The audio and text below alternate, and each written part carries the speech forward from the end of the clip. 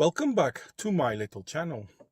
Today I'm going to address something that was fully predictable. Remember not too long ago when Italy decided not to let in more NGO ships because they feel like they're being overrun by refugees, or as they see them, financial or economical migrants?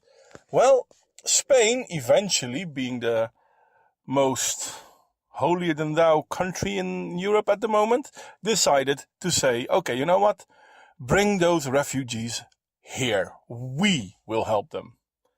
And so they did. They basically told students to leave their student apartments so they had place to give housing to these financial immigrants, refugees, whatever you want to call them. And they gave them care packages with food and clothing, which then nearly all unopened were deposited at the local trash can because the migrants didn't care for the clothes they were given. Okay, fair enough, this happened. And I already said then, remember, there's going to be a problem because of this. Now, Italy will not be the most looked after place to go to. Spain will get more of a problem. And indeed, such happened. But in all fairness, even before this, Spain already has a problem, because there's a part of the coast next to Morocco is Spain. I forgot the name. I will look it up and I will have links downstairs as always, but I forgot the name. It's part of the Moroccan coast, which is Spain. So they are on both sides of the water, they're Spain. And they have a huge fence around it to prevent people from coming in, which doesn't work because people just climb over it or break through it. And eventually they are being placed in asylum seeker centers, and eventually they are being exported again. Okay, so this is the story. Financial immigrants, or money UGs, they're not refugees. I hate to say refugees. There's nothing refugee about them. Anyway, let's be honest. There is no war in Morocco. So they don't have to flee to safety of Spain because there's a war in Morocco. Nah, never mind. I get sidetracked. These immigrants are being deported by Spain. And now the European Council, or the Council of Europe, sorry, not the European Council, the Council of Europe has cried outrage. Because this is so bad. How dare Spain basically tell these people, you know what, you're here illegally, bye-bye. And I'm sorry I did make the mistake of calling them the European Council. They are not the European Council. They have the name Council of Europe, and to make things more confusing, they use the European flag, but they're not the European Union. They call them, they're more or less like a human rights council. And these refugees are being deported, and the Council of Europe is so much against it because, this is so bad. Yep, okay. Who is in favor of protecting the Spanish people? We've already seen that the Spanish government doesn't really care that much about the Spanish people because, hey, if you're going to tell students like, okay, yes, this is your house. Yes, you paid for your house. Get the fuck out because I need to bring in some migrants.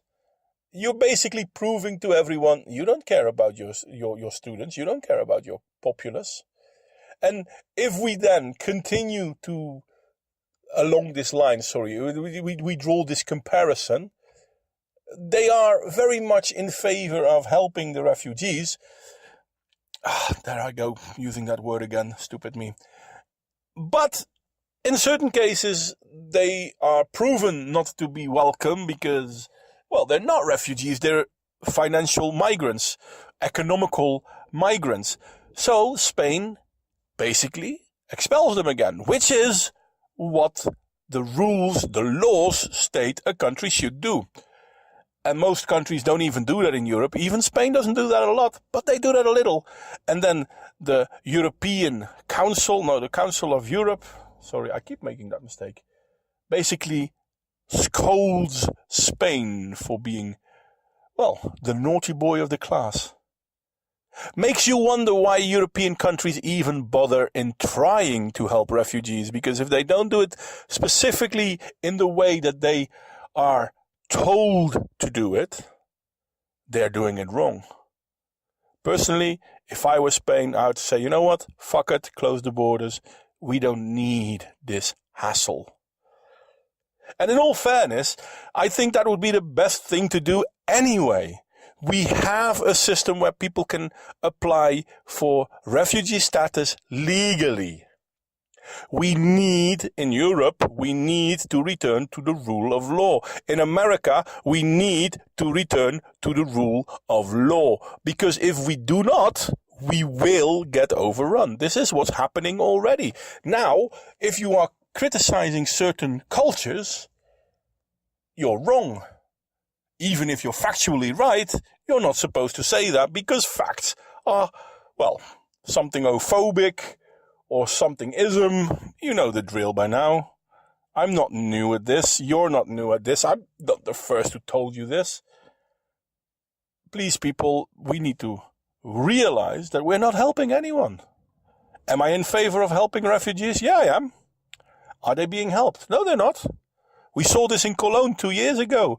Syrian refugees actually standing up the day after the Cologne attacks, actually protesting and basically asking the government, crack down on these criminals hard. They didn't. Of course they didn't. So, did the Syrian refugees suffer? Well, yes. But not all of them, obviously, because some of them didn't suffer, because some of them were criminals. Now, if we look at Spain, there's an influx of illegal migrants. What does this do to the society? Well, people see this happening, so they turn negative towards people of different descendancies. Ethnical differences are now once again seen as a reason to segregate. By pushing this open border, by pushing this, we need to help these guys, by constantly pushing these things, we are creating the new right wing. Even in Spain. You know, the country where not too long ago they say, we're welcome. We see it in Sweden. We see the rise of the right-wing politicians in Sweden. But then again, Sweden is nearly destroyed because of, migration. We need to help the people that need to be helped. But we should never lose sight of your own people. Well, our own people. I'm not Spanish, so I don't care. They can destroy their country if they want. I'm not American. They can destroy their country if they want. But the thing is, Sweden destroyed their country. Norway and Denmark are now suffering because of that. Germany has destroyed their country. Well, that's a little bit over the top. They didn't really destroy their country, but they damaged their country massively. We see a huge rise in right-wing sentiment. Most of them aren't even right-wing, but let's pretend that they're all right-wing. We see a huge rise in right-wing sentiment. Why? Because they see that they are getting attacked by their government and by the migrants they're supposed to be helping. Spain is trying to help people, but they're also trying to be strict. And what happens? The Council of Europe complains. Because, they say jump. How dare you not say how high? Anyway, this is me ranting and over, but I'm going to finish for this video. This is a topic that's going to come back time and again, I'm afraid. Because this is one of the main issues of our current day. We've got politicians that will do anything and everything to screw over their populace. Like, share and subscribe if you feel so inclined. Criticism, as always, is more than welcome. I love to hear what you think, whether you agree with me, whether you disagree with me, and why.